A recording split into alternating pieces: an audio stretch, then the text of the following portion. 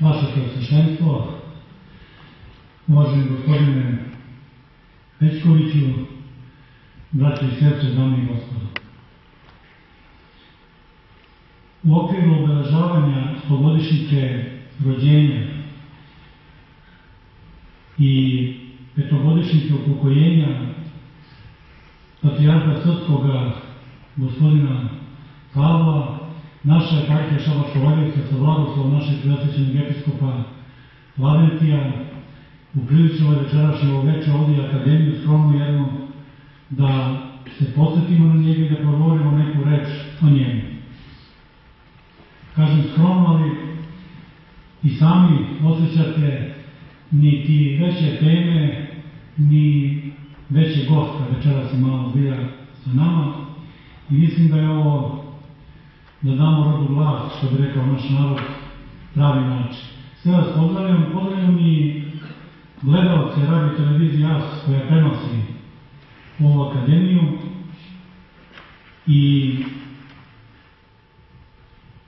da kažem da je patrijarh Pavle u jednom čudovišnom vremenu kome je živeo i bio na čelu svih Srba kao njihov duhovni vođa, bio najsvetije Božje čudo među nama.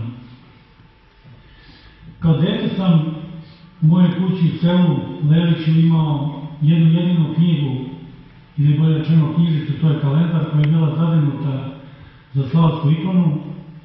Kao dečak prvog, drugog, trećeg razreda, kad sam sricao prva slova, čitao sam imena svetitelja u kalendaru. Zamišljao sam ih, bio sam vrlo čudna imena, ali sam zamišljao svetitelje kao neke bajkovite ličnosti,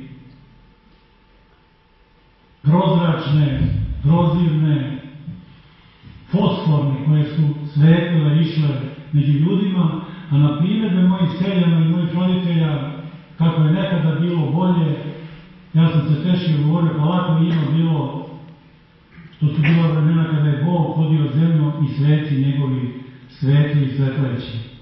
I slutio nisam da će se i meni ukazati prilika da dva sveca u mome životu poznam.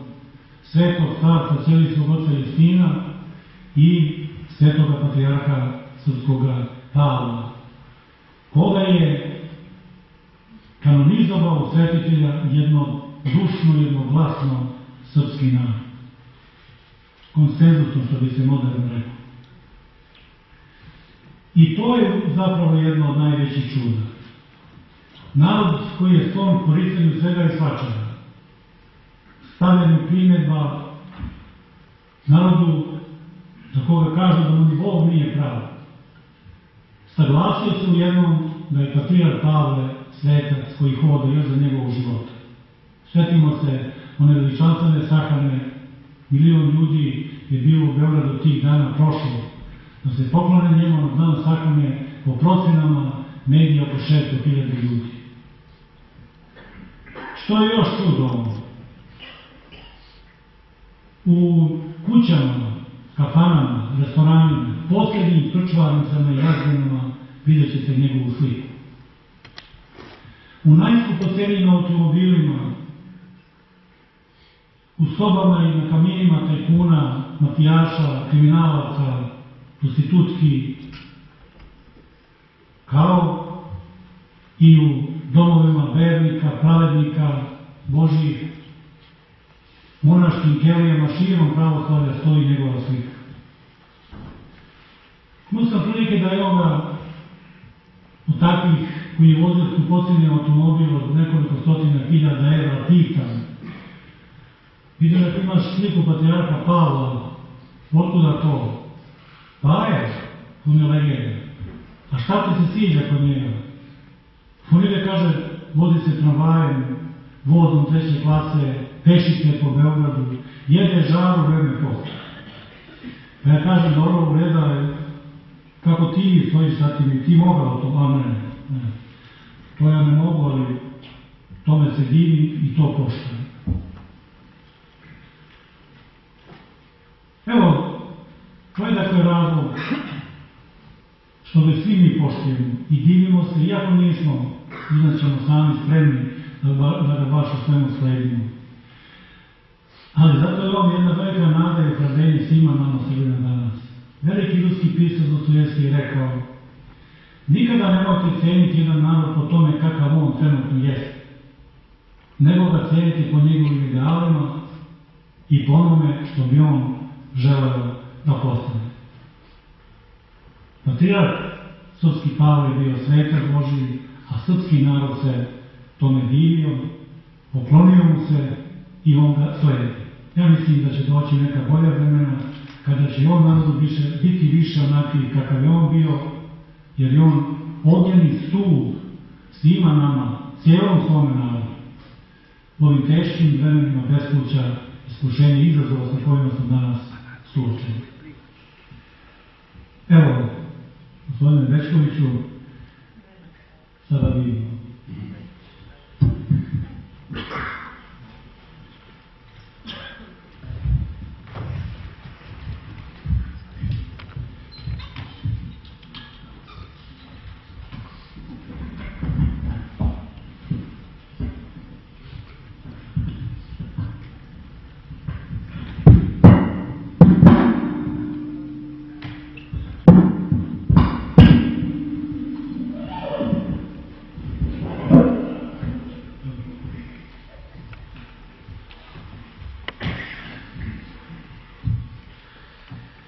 Prosvećeni Marko Lavrentije,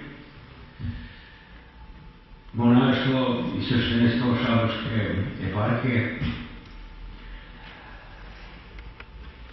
poštovalci patrijarha Pavla, dame i gospodo, braće i sestre, deco Svetog Save. Učinili ste mi veliku čast što ste me pozvali da ovim povodom kažem nekoliko reči o patrijarhu Pavlu, povodom njegovog 100.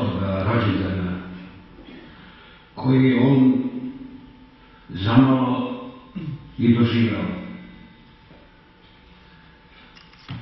Tu godišnjicu slavimo uoči 1000-godišnjice Svetog Jovana Vladimira, od 900. godišnjici Svetoga Simeona Nemanje, od 200. godišnjici Svetog Petra II. Petrovića Njegoša, od 200. godišnjici Đakona Avakuma, o 150. godišnjici Vuka Karlića, o 100-godišnjici Jovana Sterlića i Stevana Mokranjca, o 80. godišnjici od ubistva kralja Aleksandra, o 70. godišnjici od smrti Jovana Dučića i Nikole Tesle. u sve te godišnjice je tako prirodno stala 100-godišnjica rođenja patrijarha Pavla i ja se ne sjećam da ikada tako prirodno neko koga smo znali stao uz rame najvećih ličnosti naše vere, istorije i kulture i da svi vidimo kako mu je tu i oduvek bilo mesto. Mnogi ljudi govore kako su se siti napričali sa patrijarhom Pavlom, a svi koji su imali prilike da znaju, da sa njim razgovaraju, znaju kako je on malo govorio, a ono što je govorio ponavljao je nekoliko legendi i bilo s kim da je razgovarao, nije obogaćivao taj svoj repertoar, nego je kao i Ivo Andrić što je kazao da se istina o čovečanstvu, svetu i sudbini čoveka krije tek u nekoliko legendi.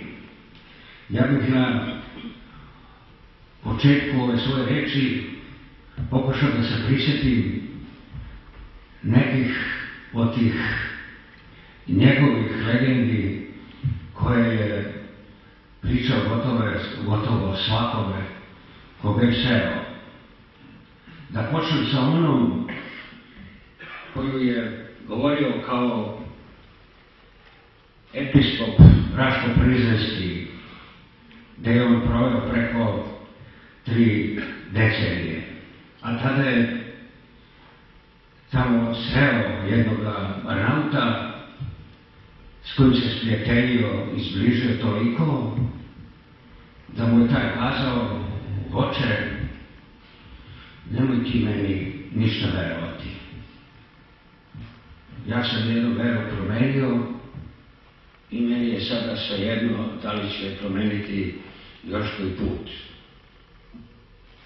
A oni Srbi koji su tamo živjeli na Kosovu, negde u oči 1912. godine, sastali su se bili i rešili da se potuče. Već im je bila dodijala ta tiranija i takav život i kazali da se to više ne može izdržati, nego ajde da se potučimo i da malo danemo dušom. Ali eto, dođe 1912. godina i uđe srpska vojska na Kosovo i Prištinu. A onda se ti isti ljudi sastadoše i rekoše: ama braćo, zamislite da učinismo ono što smo se dogovarali, propade nam onolika patnja i onoliko stradanje. A onda bi zaključivao kako će se spasiti onaj koji izdrži do kraja. Potom je pričao kako je ovih godina sa 2-3 monahinje krenuo iz Pećke patrijaršije u manastir Nević i kako su ga na nekoj okući zaustavili nekakvi vojnici OVK. Naš patrijarh sa sestrama bio je u Fići. I kada je izašao iz Fiće, oni su pokazali na njega i rekli: a, ti si onaj, ti si najgori od svih. Ti si onaj što stalno govori: budimo ljudi, kao da mi ne znamo na šta ti misliš i ciljaš. A sad ćeš ti lepo da odeš na jednu jamu ovdje gdje su Srbi bacali Albance, pa ćeš tu da izvršiš opelo. Patrijarh kaže, ja nisam došao da držim opelo ni nad jamom gdje su Srbi bacali Albance, ni nad jamom gdje su Albanci bacali Srbe, nego sam krenuo u manastir Dević da se Bogu pomolim. Oni su se, kaže, udaljili, nešto su se sašaptavali i dogovarali, to je trajalo i trajalo. Patrijarh kaže, ja sam tu stajao sa strane i bio sam spreman. I zaista, on je bio spreman gotovo svakoga dana da mu svaka reč bude posljednja i svaki čas spreman da ide Bogu na istinu. Ali oni su se smilovali, pa su mu rekli, ajde, gubi se. Oni su ušli u priču, a patrijarh mi rekao, znaju oni da bih im ja bio teži, mrtav, nego živ. Već se sjećate, svi smo već čuli kako ono dete kad su mu pokazali patrijarhe i pitali ko je to, kazalo, to je patrijarh srpski, gospodin Pavle, budimo ljudi. Za ovaj dodatak pozivu srpskog patrijarha, za koje je znalo svako dete, ponekad nisu znali, a češće nisu htjeli da znaju oni koji su to morali znati, čuti i vidjeti. Patrijarh srpski i arhijepiskop Pećki, mitropolit Beogradsko-Karlovački, to je postao bez svojih zasluga, tako je nebo odlučilo. I svi mi znamo da je on taj koji nikada nije ni pomislio da će to biti. Ali kad je nebo odlučilo da bude, on je to zaista bio. A dodatak budimo ljudi, dodaje on sebi sam svojim podvigom i svojim zaslugama.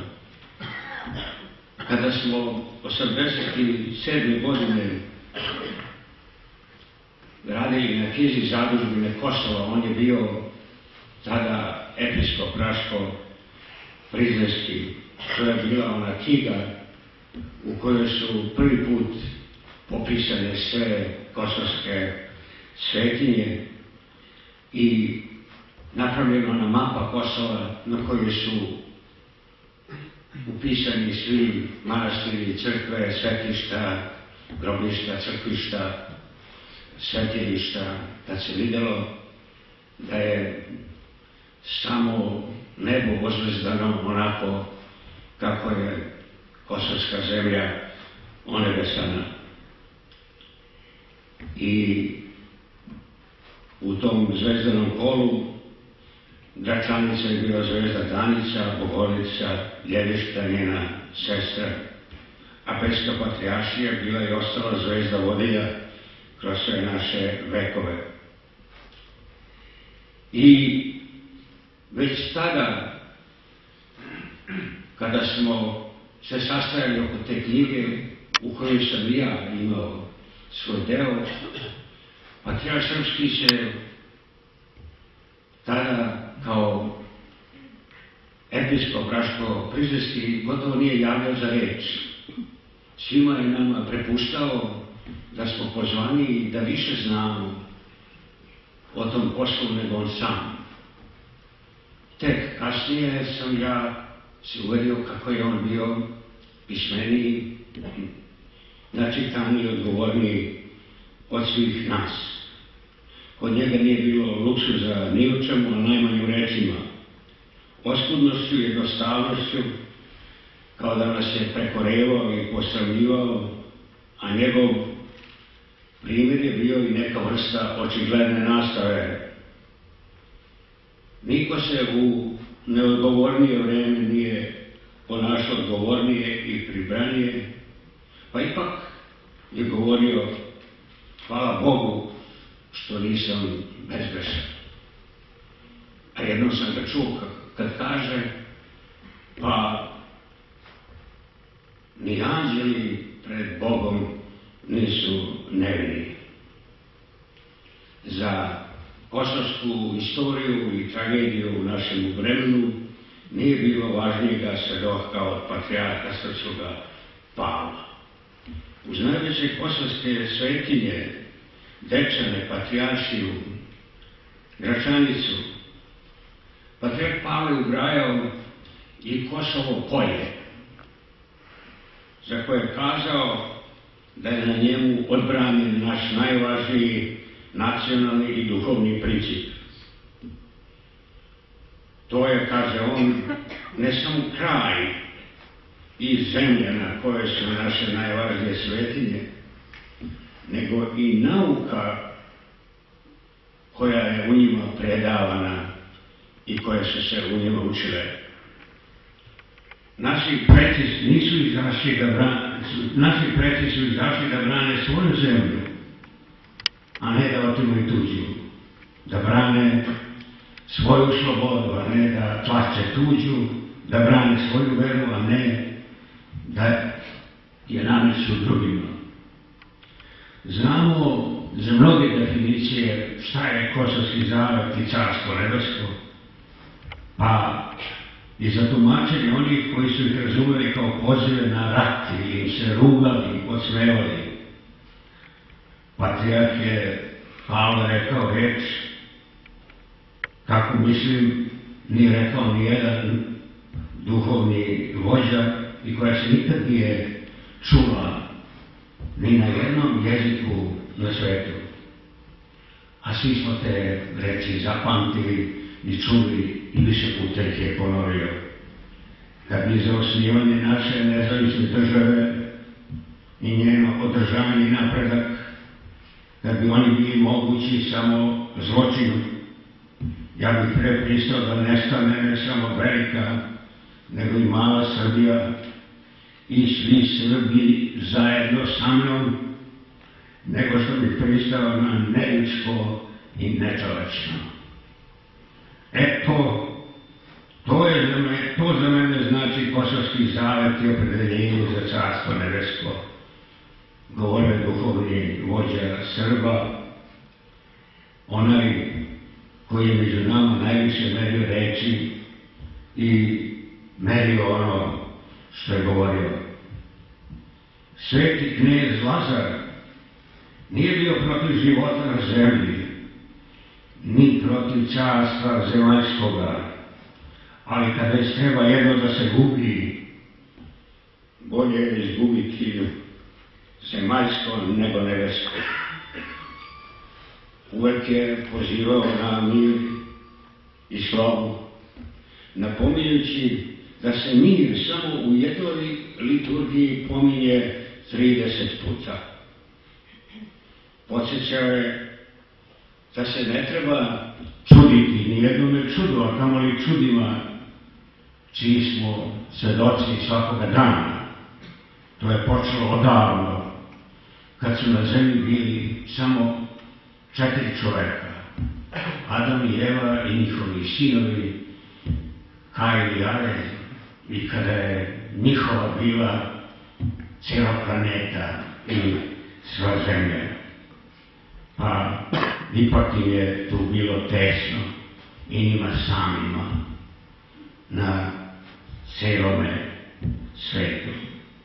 I to je bilo jedno od njegovih najdragocenijih zapažanja o ljudima i ljudskoj prirodi. Kad su svi napustili Kosovo, tamo je ostala Srpska crkva i njeni velikodostojnici, oni koji su svojim rukama sahranjivali žrtve. Ništa nije izgubljeno dok nije izgubljeno. To je također bila reč patrijarha Pavla, koja je često ponavljena i ona se odnosila i na ono što se danas samo događa i na današnji položaj Kosova. I Kosovo zaista nije izgubljeno i neće biti izgubljeno dok se ne izgubi iz naše svesti, a to znači dok je nas i našega imena. On je, kao što sam već rekao, bio jedan od najizvedenijih pisaca srpskog jezika. Njegov glas i njegova dikcija jedna su od najlepših melodija koja su se čula u našem javnom životu. To je bilo delo jednog podviga. Njegova rečenica bila lišena suvišnosti. Njegovo delo bilo je delo najbolje zrelosti i najviše otvorenosti. On je pisao kao što je govorio kao što živi i piše. Njegova naracija je iz govornog jezika, ali se čini da je mogla doći jedino iz knjiga. Naš patrijarh Pavle bio više pismen nego usmen i pismeniji nego usmeniji. A ono što je pisao bile su prave kompozicije za njegov glas. Mada je bio sin života, došao je iz knjiga, i to iz one jedine knjige iz koje su nastale sve druge. On je bio čovjek te knjige koju zovemo Sveta i čiji je junak postao on sam. Njegov životni podvig je najbolji odgovor na pitanje koje je sam postavio, da nam budu jasnija neka pitanja naše vere. Njegov narod se trzao na svako zvono dok je on bolovao i na svaki pomen njegovog imena, strepeo samo da ta vest mimoiđe u času kad mu je bio najpotrebniji i kad se svako pitao kako bismo bez njega. Jedini koji je tu brigu prebrinuo bio je patrijarh Pavle. On je govorio i ispunjavao svoje sopstvene reči. Kad se čovjek rodi, ceo svet se raduje, a samo on plače. A treba da živi tako da kad umre, ceo svet plače, a samo se on raduje. On je govorio i da nismo birali ni zemlju gde ćemo se roditi, ni narod kome ćemo pripadati, ni vreme kad ćemo se roditi, ni jezik koji ćemo govoriti. Ali biramo jedno, da li ćemo biti ljudi ili neljudi. Niko u bučnije vreme nije govorio tiše, a da se čuo tanje. Niko nije govorio manje, a da je rekao više. I niko u bezočnije doba nije duše gledao istini pravo oči. Niko se za zemaljsku slavu nije grabio manje i niko nije ukrasio s više ukrasa, lišavajući sebe svakoga ukrasa. Niko nije bio prirodniji u neprirodnijim prilikama. Niko svoj autoritet nije uspostavio jednostavnije bez viška reči i viška pokreta. Niko svoju reč nije tako ovejao od svega suvišnoga, a sebe i svoju dušu otredio od svakog truna, a uvek govorio: hvala Bogu što nisam bezgrešan. Bog zna da li je to slučajno što se baš kosovska drama poklapala i sa njeg dramu patrijarha srpskoga. I rečenice koje je ponavljao najčešće su se ticale Kosova. On je sve te definicije kosovskog zaveta koje smo čuli i znali pre njega dopunio svojom i ona je napisala sve ostale. Ta reč nije nikada izgovorena pre njega, a on je, kao i mnoge druge, ponavljao da se one upamte i ostane zauvek u njegove narodu. To su one koje smo već čuli, koje su se ticale da ni po koju cenu ne možemo pristati ni na neljudsko i nečovečno, a i ono da sveti car Lazar nije imao ništa protiv carstva zemaljskoga, nego kad je već trebalo birati jedno i kad se moralo jedno gubiti, bolje izgubiti zemaljsko nego nebesko. On je, kao što smo svi to gledali i slušali svakodnevno, bio jedan živi primer onog svetitelja koga su svi znali i gotovo svakodnevno sretali.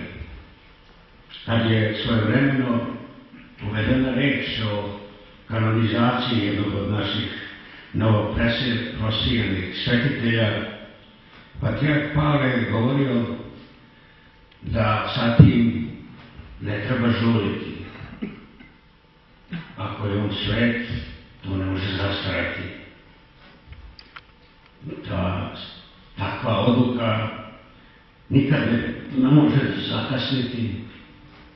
Ako je on svet, to će biti pa biti, hteli mi, ne hteli. Drugi razlog zbog koje ne treba žuriti, govorio je, i to je što među živima ima još mnogo onih koji su ga poznavali, pa da nije zgodno da neko kaže ja sam poznao tog sveca, ja sam sa tim svecem čuvao koze. A u sve te razloge dodavao je jedan, govoreći on je pušio. I nije zgodno da neko napravi ikonu na kojoj će on biti naslikan sa cigaretom. Ko je tada mogao i pomisliti da će to što je govorio da se ne žuri sa kanonizacijom jednog drugoga episkopa koga je on poznao i s kojim se dopisivao, biti pravi razlozi da se kanonizuje on sam. Jer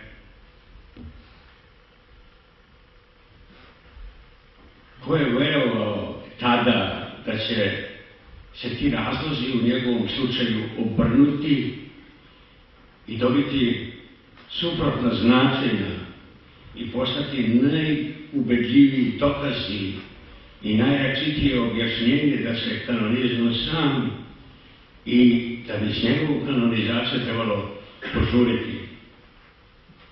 Naime, svi koji su ga poznavali i dolazili u susret s njim na bilo koji način osvjedočili su se da je to bio sveti čovjek. A takvih je bilo bezbroj među njegovim savremenicima, kod nas i u svetu. Malo koji svetitelj je ikada imao toliko svedoka svoje svetosti. I svi su oni postali lica iz njegovog žitja. I to smo i svi mi. I ovaj divni skup ovde u Šapcu. I ne vjerujem da ima jednoga suprotnoga mišljenja. A s njegovom kanonizacijom bi valjalo požuriti zato da budućim narastajima ne sakrijemo ko je žive među nama i ko ima toliko svedoka za svoju svetost i ko se posvećivao i sijavao pred našim očima u najtežim i najbezbožnijim vremenima. Bilo je sigurno i onih, ne samo među svetovnim narodom, nego i u samoj crkvi kojima on nije imponovao ni svojim stasom, ni svojim glasom, ni svojim siromaštvom, ni svojim obućarskim, drvodeljskim veštinama, ni svojim vodeničarskim zanimanjem. Ali i njih je vremenom posramio i pridobio da mu se prikloni i poklone. Ali ono što je od svega najvažnije, nije bilo nikoga ko nije verovao da on veruje. Jer u naše vreme ljudi ne samo što ne veruju, nego ne veruju da neko veruje. A svi ti nevernici verovali su da veruje patrijarh Pavle i mislili ako on ima u šta da veruje, onda možemo verovati i mi i osloniti se na njegovu veru. To je bio njegov primjer i u tom primjeru ja vidim jedno od njegovih najvažnijih zasluga, jer se tako gremo na njegovom poštenju i otimamo to poštenje i nije čudo, kao što smo čuli od đakona Ljube Rankovića, kako nema ni jednog mesta gde nema njegove slike, kogod nešto crta njega, svuda po ulicama vidimo njegove portrete, a ono u fondu Srpske pravoslavne crkve koja nosi njegovo ime ima najviše priloga i ljudi tamo najrađe daju. I sada najveći prilog koji je dat poklonjenima i postradalima u posljednjim povodnjima bio je iz fonda patrijarha Pavla.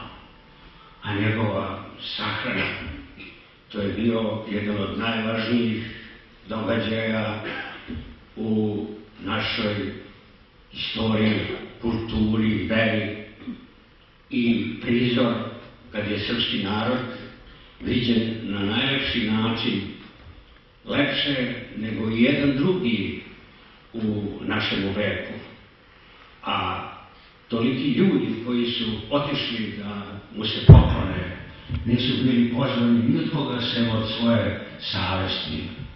I svi su stajali u redu kilometrima daleko i čekali satima mirno i spokojno, jer je to jedino što su mogli da mu prinesu i prilože na njegov odar. Može se reći da nije bilo odsutnih. I taj događaj u ono strašno vreme oklevetanoga srpskog naroda, on se ponovo pojavio kao stup, svetlici stup prema kome su svi pošli, i to je prvi dugački red u kome sam vidio da niko nije hteo da priđe preko reda ili da nađe neki izgovor da po protekciji što pre pristupi. Ja mislim, ne zato što bi se sramili od onih koji su stajali u redovima, nego što sa takvim grehom nisu se usuđivali da priđu i priklone glavu na odar patrijarha Pavla.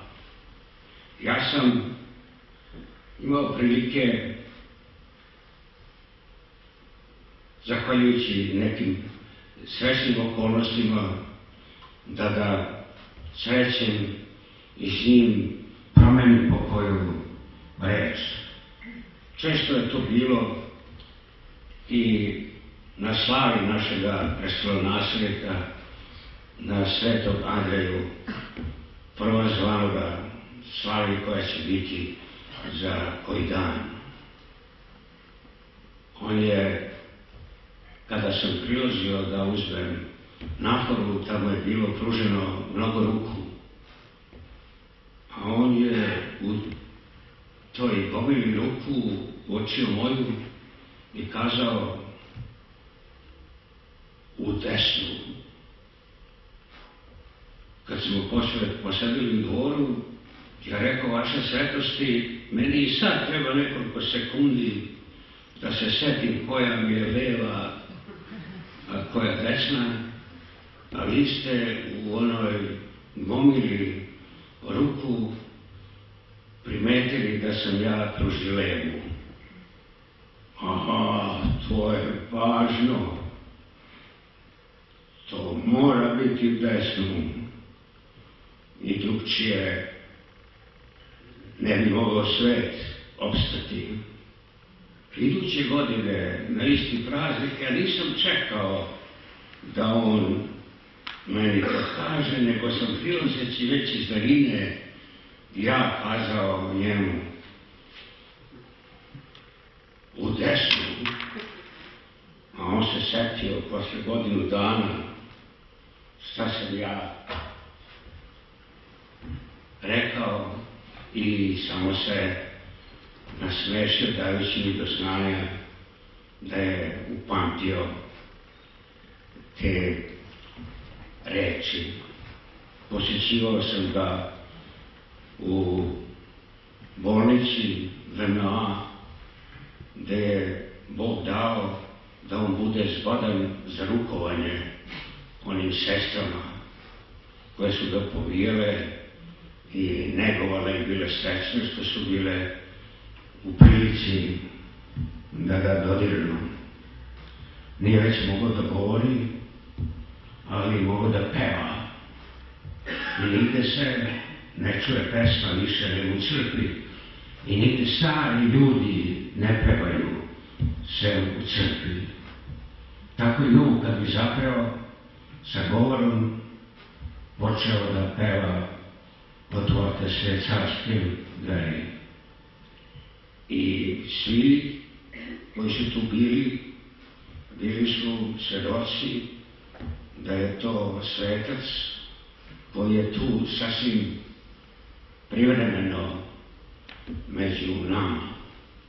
Jedan od tih komšija bolesnika u to vreme, jedan od važnih učesnika ovih posljednjih ratova koji je dopao Tamnica, tražio je da ga patrijarh primi, pošto je imao u nekoj susednoj sobi bio večer. Patrijarh ga je primio, a ovaj se žalio kako ga gone na pravdi Boga, da nije ništa kriv, ali da strada. A patrijarski Pavle mu kazao, pa zar to nije nešto najlepše što ti se moglo dogoditi u životu? Da te gone, a da nisi kriv. Zar to nije bolje nego da si kriv i da si dopao tih muka? Uteši se onim čime se utešio Isus Hristos. U tim susretima koji je svaki na neki način zapamćen jer je bio živopisan, a sada se ovog trenutka prisjećam jedne prilike kada sam došao da nešto govorim i kad je on uzeo svoj kalendar da to zapiše i onda kako je napisao jednu reč, kazao je, izvidite, da mi je otišao u susednu sobu i donio gumicu. Ja sam rekao, vaše svetosti, gumicu odavno nisam vidio. Pa ne može da se to zabrlja, mora biti čisto. Ne može da se prekriži i da se zakrmači. nego mora biti čisto, jasno, jednostavno, lepo, kao što je bio on sam. I na jednom od tih susreta on je nešto odgovorio što je postala moja pesma. Gotovo da ništa nisam dodao, mada to što je rekao nije rekao iz jedanput, nego iz više susreta. A odnekud sam ja tako imao privilegiju da sedim pored njega, jer su svi znali da mu ja neću ništa tražiti i da se ja neću plašiti da će me nešto prekoreti, kao što su možda drugi imali razloga. I jednom prilikom je on ispričao ovo, što je postala moja pesma, kojom ću ja završiti ovu svoju reč, pokušavajući da stignem na više strana i zahvaljujući svima vama što ste me slušali, što ste se okupili da obeležimo ovaj veliki datum koji je već otišao u večnost i ubeležen u onu vanvremenu knjigu. Ta pesma se zvala Majka. Je li još živa ona vaša sestra kod koje ste odlazili svake nedelje? Pitam patrijarha Pavla. Umrla je odavno, ali to mi nije sestra, nego sestra od tetke. A tetka mi je majka koja me podigla od kolevke kad se preudala ona što me rodila. I sad ja mislim kad promenim svetom da ću prvo vidjeti tetku koja sam se najviše uželeo. A za ostale u carstvu nebeskome ima vremena da se vidimo i porazgovorimo. Od Avrama i Isaka do četvorodnevnog Lazara, moje krsne slave. Vidjet ću i Svetog Savu i cara Kosovskoga i druge svete iz roda našega koji su odbranili obraz Božji. Vidjet ću majku, ako Bog da, i ako me pozna.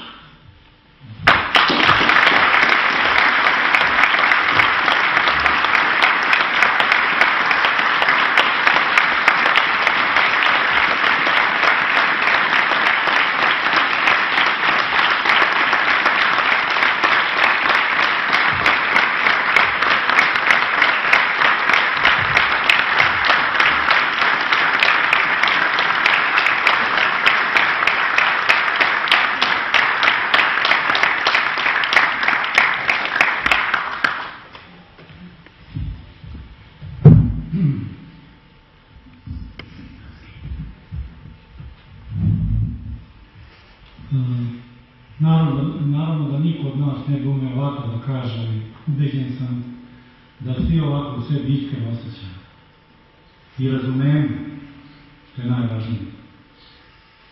U ime svih vas ovdje koji ste večera došli i na prvom mjestu u ime naše domaćine Rosićnog Velika Lavencije i naše Šabačke crkve zahvaljujem našem večerašnjem gostu, gospodinu Matiji Bečkoviću, što nam je još jednu zavesu ispred našeg duhovnog vida pomakao da dublje i bliže sagledamo lik onoga